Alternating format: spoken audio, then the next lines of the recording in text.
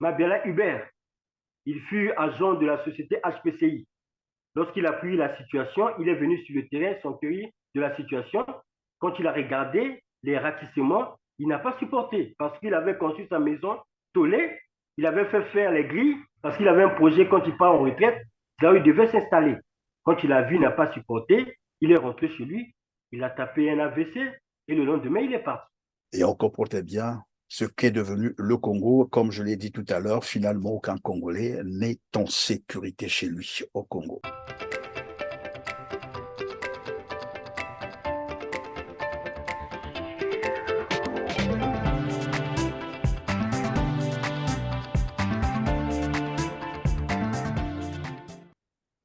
Mesdames, Messieurs, bonjour. Ravi de vous retrouver sur Telar TV. Avec moi sur ce plateau, Romuald Ondea pour évoquer une situation très pénible que vivent depuis un certain temps des citoyens congolais installés à Dieno. Nous sommes là dans le 6e arrondissement de Pointe-Noire au Congo, au Brazzaville.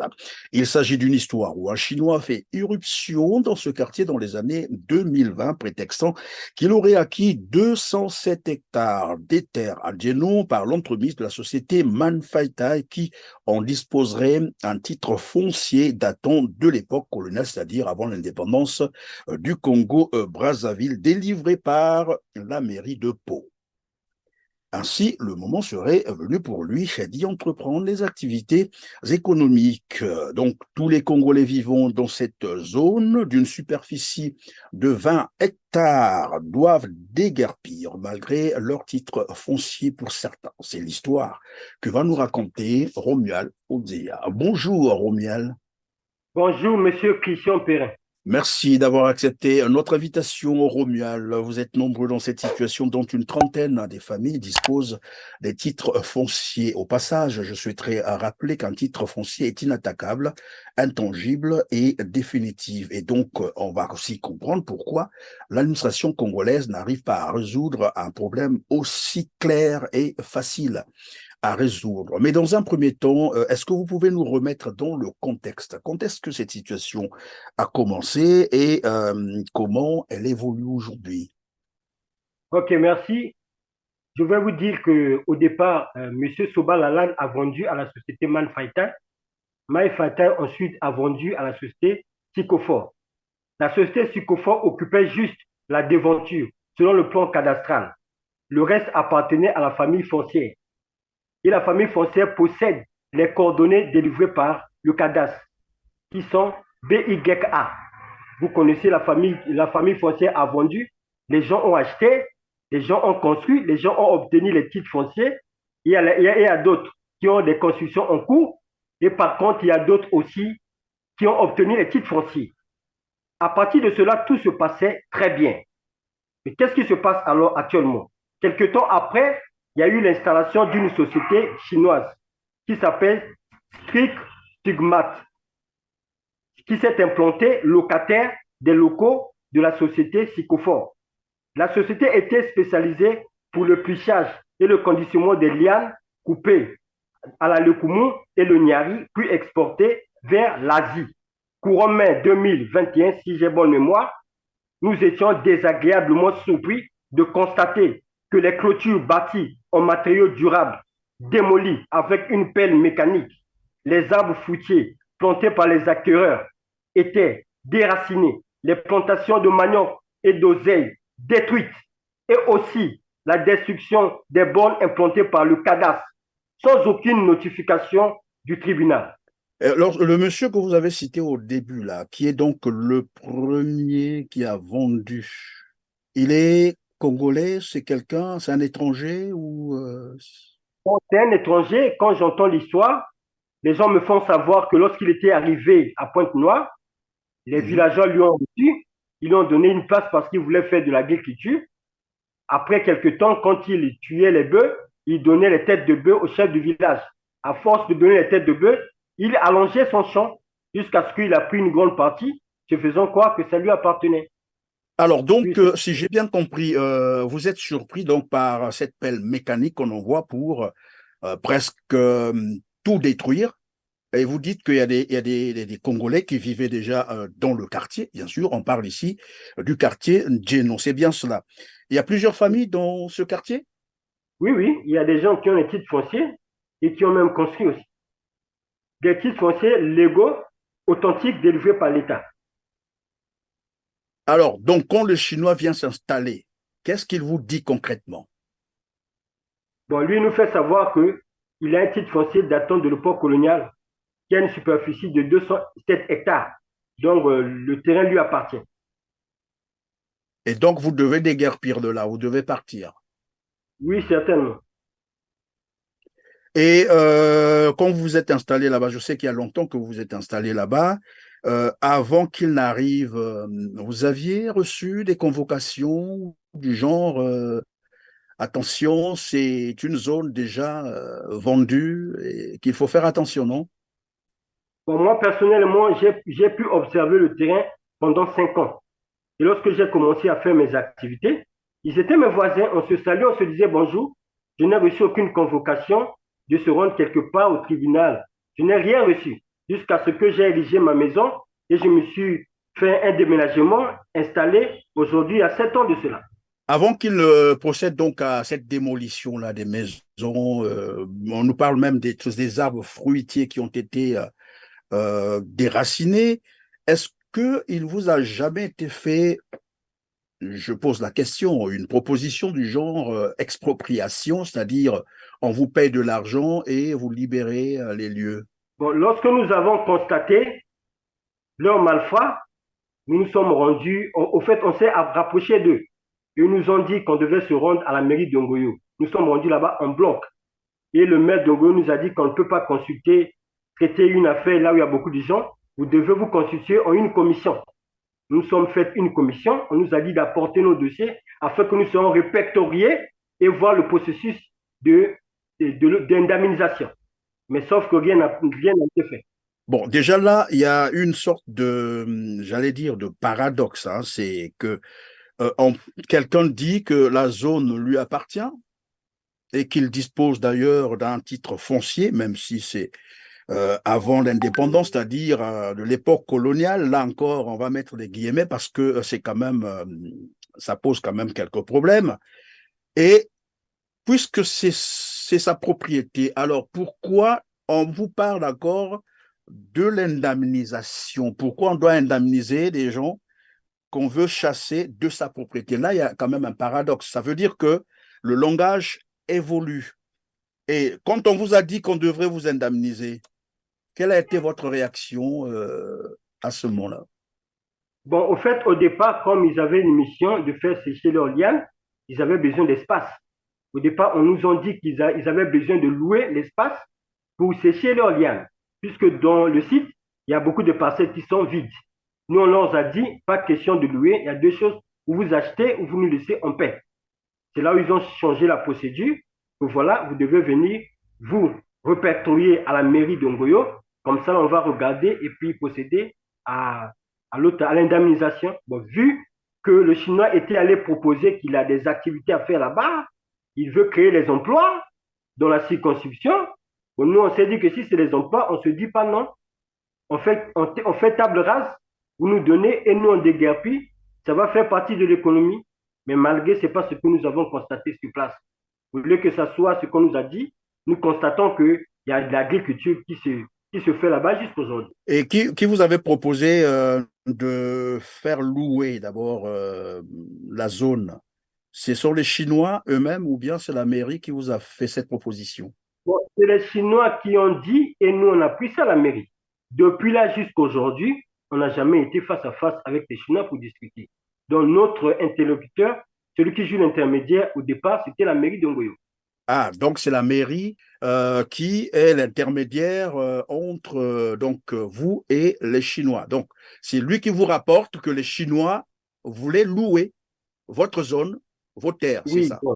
Et quand ils ont fait donc cette proposition, après, au lieu de négocier avec vous pour regarder les modalités, bien sûr, d'indemnisation, alors vous avez été surpris qu'il y ait finalement des pelles mécaniques qui sont arrivées pour détruire, démolir les maisons, c'est ça.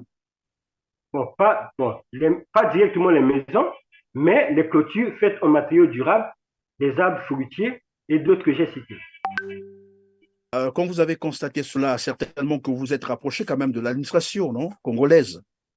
Ici, vous avez parlé de la mairie. En dehors de la mairie, qui avez-vous encore contacté? Bon, je dirais que nous avons contacté toutes les autorités de la place, militaires comme civiles. Nous avons adressé les courriers. Ils sont au courant, ils maîtrisent bien la situation, mais sauf que jusqu'alors, nous avons reçu aucun courrier de leur part qui nous certifie de quelque chose. Donc, en sorte, ils ne veulent pas s'impliquer dans cette affaire-là. Bon, je ne sais pas si je vais dire par là, mais je vous dis qu'on n'a pas reçu un courrier qui nous certifie de quelque chose. Étiez-vous en justice? C'est-à-dire, est-ce que vous avez porté plainte finalement pour que la justice essaie de regarder cette affaire? Bon, en fait, la situation se passe entre deux familles terriennes. Le territoire appartient à deux familles terriennes, la famille Kal et la famille Mwakono. Moi, personnellement, je fais partie de la famille Kal. La famille Kal avait résolu, traité à l'amiable. Sauf que rien n'aboutit jusqu'à aujourd'hui. Il y a des promesses qui ne se réalisent pas. Mais la famille Mwakono avait porté plainte. Aujourd'hui, ça fait pratiquement 2 ans, mais j'ai comme l'impression que la plainte est restée pendante, la procédure est restée pendante au niveau de la justice. Parce qu'actuellement, malgré qu'ils ont porté plainte, mais sur le terrain, les Chinois se comportent en maître. Ils font tout. C'est comme si on leur a dit, voilà, à l'avance, que vous avez gagné le procès et que vous avez droit à tout faire. Et ils font tout, mais la famille ne font rien. Vous ne pouvez pas construire, vous ne pouvez pas apporter un sable, même un gravier, rien, rien. Même vous avez des difficultés à vous rendre sur le site. Les difficultés à le vendre dans le site, c'est-à-dire comment on vous empêche d'entrer, tout est Mais clôturé, oui, c'est ça? c'est telles parcelles qui ont pris en otage et il y a l'agriculture qui est faite là-dessus. Donc, vous allez enlever l'agriculture, les herbes qui poussent. Non. Donc, du coup, vous n'avez pas accès à votre parcelle. Votre parcelle a été prise en otage. On a mis l'agriculture. On a planté les trucs avec lesquels les gens récoltent du jour au lendemain. Qu'est-ce que vous allez faire? Vous allez enlever cela. Donc, Attends, vous êtes. si j'ai bien compris, c'est-à-dire le Chinois est arrivé, et, ben voilà, il a essayé un peu de nettoyer ce qu'il pouvait nettoyer. Il a commencé à faire l'agriculture sur vos Voilà. terres à vous, dans vos parcelles, c'est ça. La voie, il y a l'agriculture, il y a l'élevage des cochons là-bas. Vous ne pouvez même pas, parce qu'une parcelle, on la détermine au travers des bornes. Mais les bornes ont été déguerpiées. C'est maintenant Par un le terrain de Chinois. football. Oui, par l'appel mécanique. Les bornes ont été déguerpiées. Vous étiez en justice, vous êtes en train d'attendre depuis 2 ans, je crois, alors qu'il y a évidemment, si j'ai bonne mémoire, une ordonnance qui avait été, je crois, rendue par la justice pour demander l'arrêt de travaux et c'est une demande qui avait été adressée donc à ce Chinois-là et son entreprise d'arrêter les travaux, de suspendre en fait, qui demandait de suspendre les travaux. Et pourquoi le Chinois, jusqu'aujourd'hui, continue à travailler?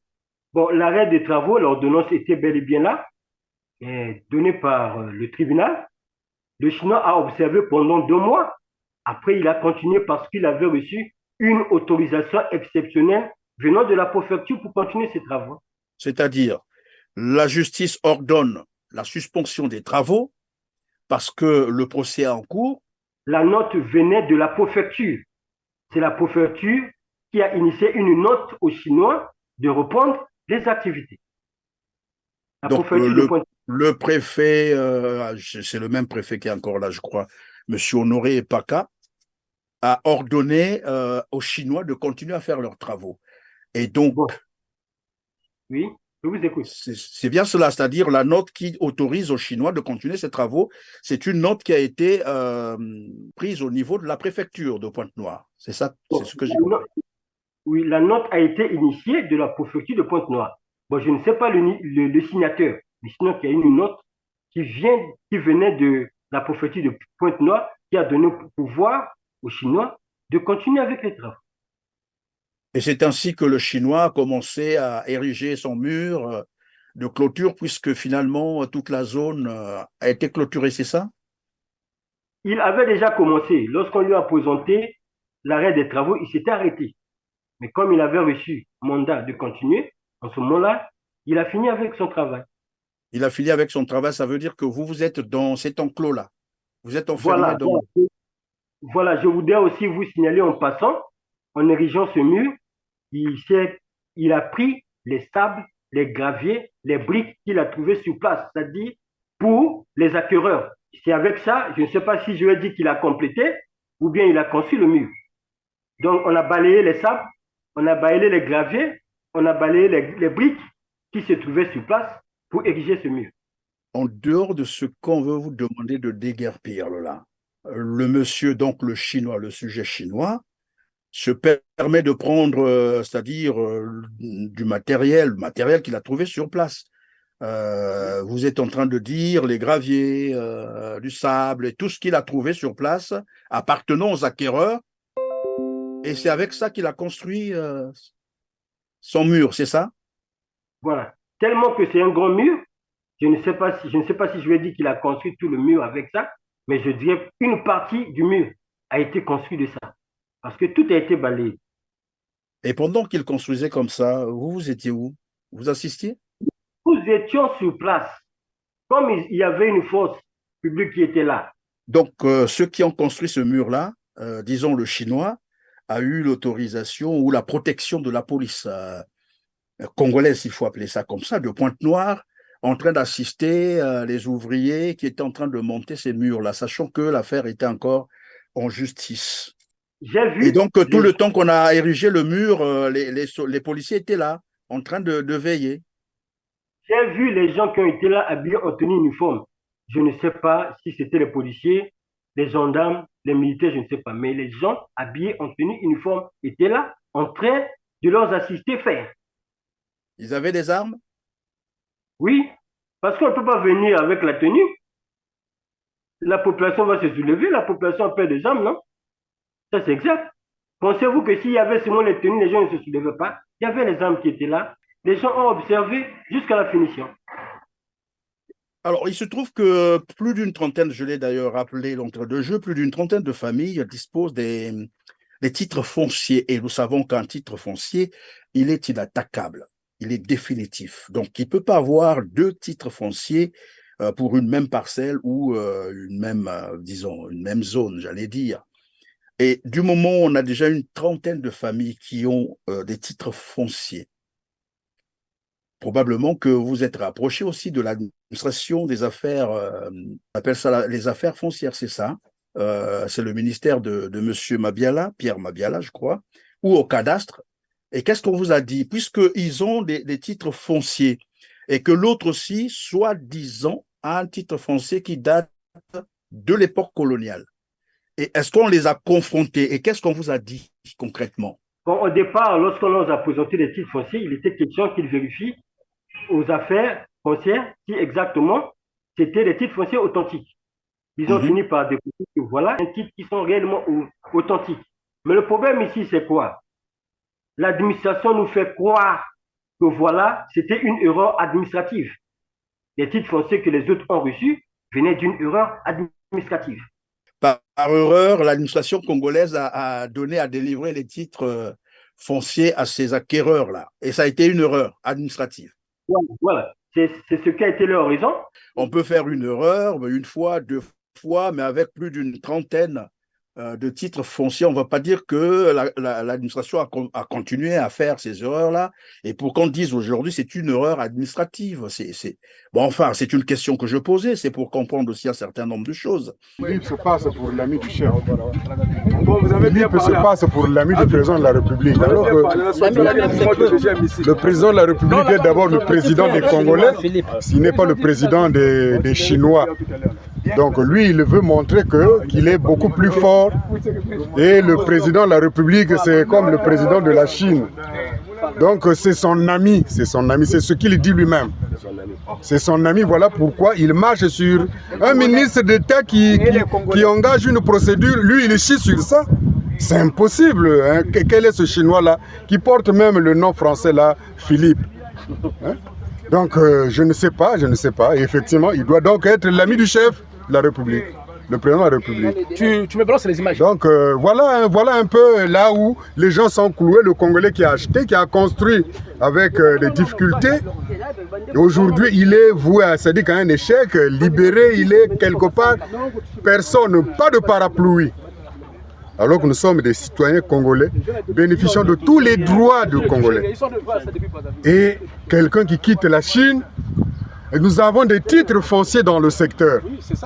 Les titres fonciers qui sont là, qui ont été faits par l'État. L'État a tout fait. Malheureusement que lui, quand il arrive, il chie sur les titres fonciers, il chie sur la procédure du ministre d'État. Et lui, il veut montrer que c'est lui la sommité. Parce qu'il a des relations, il est l'ami du chef. Et donc, si j'ai bien compris, ni la mairie de Ngoyo, je parle ici du maire Paka, ni la mairie de Pointe-Noire, donc la mairie centrale, ni la préfecture de Pointe-Noire, et probablement même pas le ministère des Affaires foncières n'arrive à trouver une solution à votre problème. La famille Mouakounou, qui avait porté plainte, avait saisi le ministère des Affaires foncières. Ils étaient arrivés sur le terrain, ils ont fait leur constat, ils nous ont dit, voilà, ils vont aller à Brazza, ça ne va pas traîner longtemps, ils vont trouver les solutions. Mais actuellement, ça fait une année. Ils promettent de revenir, ils ne viennent pas. Maintenant où nous sommes en train de faire l'émission, quel est l'état d'esprit des Congolais, bien sûr, vivant dans cette zone? Quelle impression avez-vous? La situation sera décantée ou bien vous êtes dans une situation où apparemment vous êtes abandonné par l'État congolais, personne ne veut mettre son nez là? Bon, les Congolais qui habitent sur le site, ils sont comme des esclaves. Ils sont chaque fois attristés, crispés, des stress qui leur entourent tous les jours. Et le Chinois continue à clamer que c'est sa propriété. Le Chinois travaille tranquillement, il n'est empêché de personne, il fait son occupation, il est libre. Il est libre, il fait tout. C'est nous qui n'avons pas le droit, c'est nous qui n'avons pas le droit de faire quoi que ce soit. Mais lui, il fait tout. Il construit en matériaux durables, il occupe la zone, il fait son agriculture paisiblement. C'est comme si on lui a dit que voilà la chose qui est au tribunal, tu as déjà gagné, que tu peux tout faire. Et cela veut dire que de l'autre côté, les Congolais, eux, ne peuvent plus continuer à faire, disons, à construire pour ceux qui ont commencé, ou de mener les activités librement. Quand vous essayez de le faire, vous êtes empêché. C'est ça. Qui vous empêche, en fait? Au départ, on a été... Bon, déjà, l'empêchement, c'est quoi? La zone est clôturée, il y a un portail. La zone, il y a la clé qui est là. Donc, tu pouvais emmener un camion de sable, ça va rentrer par où? Du moment que c'est clôturé. Ah, donc, le Chinois a clôturé partout. Il y a même des portails. Pour accéder, il faut passer par le portail. Voilà. Moi, quand j'arrive, je klaxonne. Si le gardien peut faire 30 minutes, je suis là, sous la pluie, je me mouille. Voilà. Il doit venir m'ouvrir afin que je rentre. S'il n'ouvre pas, en ce moment-là, je vais traîner dehors. Mais moi, je connais la zone, je connais bien la zone. Il y avait des ruelles par là. Selon le plan, parce que le plan existe au cadastre, je me pose la question de savoir, c'est-à-dire le domaine avec lequel le cadastre a loti. Il y a un plan cadastral, il y a des ruelles, mais c'est barricadé. Il y a d'autres ruelles qu'on a érigées, carrément le mur qu'on a fermé définitivement. Donc, en sorte, vous êtes devenus les otages de ce Chinois-là. C'est ça. Nous sommes devenus les prisonniers. Les prisonniers. Voilà. C'est même ça le mot, les prisonniers. On a même du mal parfois à se procurer d'eau. Voilà. C'est comme si je suis à l'étranger, quoi. Mais au Congo. Il y a quelqu'un que j'ai appelé qui vit aussi dans la zone, mais qui m'a dit il y a même des victimes, il y a des gens qui sont morts voilà, pour cette situation. Je ne sais pas si tu es informé de cela.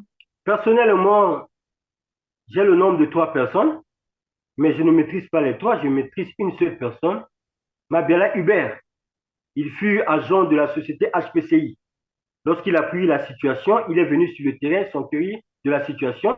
Quand il a regardé les ratissements, il n'a pas supporté parce qu'il avait construit sa maison tollée, il avait fait faire les grilles parce qu'il avait un projet quand il part en retraite, là où il devait s'installer.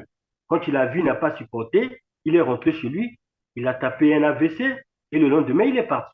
Voilà, on va terminer probablement par là. C'est une dame qui se plaint d'ailleurs parce que sa parcelle, c'est-à-dire elle avait commencé à ériger ou à construire sa maison, et elle a été surprise de constater que finalement le Chinois est venu achever cette maison et utiliserait la maison pour stocker son matériel.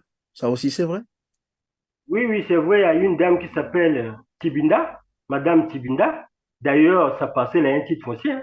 Elle a construit une grande maison, Tolé, et c'est le Chinois qui fait des finitions. Actuellement, c'est plus en otage. Ça fait 2 ans de cela qu'elle-même, elle ne peut même pas essayer de se rapprocher. Elle va commencer comment? Elle ne peut plus arriver chez elle alors qu'elle a un titre foncier. Même pas déposer sa pointe du pied. Depuis 2 ans. En tout cas, merci d'avoir répondu à nos questions. On retiendra simplement que finalement, plus un seul Congolais n'est en sécurité chez lui. Après ce qu'on a vu, ce qui s'est passé, bien entendu, à Mengo, on se souvient encore, il n'y a pas très longtemps. Vous avez les terres congolaises, donc les hectares, les centaines de milliers d'hectares, des terres congolaises qui ont été vendues au Rwanda, et nous avons la situation aujourd'hui où nous parlons de la situation de Djeno, où les Congolais installés dans ce quartier, dans cette zone, avec des titres fonciers, sont dérangés par un sujet chinois qui, lui, prétend avoir un titre foncier datant de l'époque coloniale. Ça peut faire rire, mais c'est sérieux ce que je suis en train de vous dire. Et nous avons une dernière autre, peut-être pas la dernière, mais une autre information qui nous est parvenue hier. Le maire de l'arrondissement 3-Tietier demande à toute la population de ne plus acheter des parcelles dans la zone Nanga. Simplement parce que l'État congolais, il faut parler de spoliation, donc l'État a spolié cette zone aux propriétaires terriens sous prétexte qu'ils n'ont pas pu apporter les documents, prouver que ces terres leur appartiennent. Alors que nous savons tous que l'État n'est jamais propriétaire des terres et qu'au Congo, les propriétaires terriens sont des familles. Bon, mais bref, on peut continuer à cogiter autour et on comprend bien ce qu'est devenu le Congo. Comme je l'ai dit tout à l'heure, finalement, aucun Congolais n'est en sécurité chez lui au Congo. Bref, c'est mon point de vue. Il est toujours discutable. Sur ce, on se dit au revoir et à très bientôt. Merci.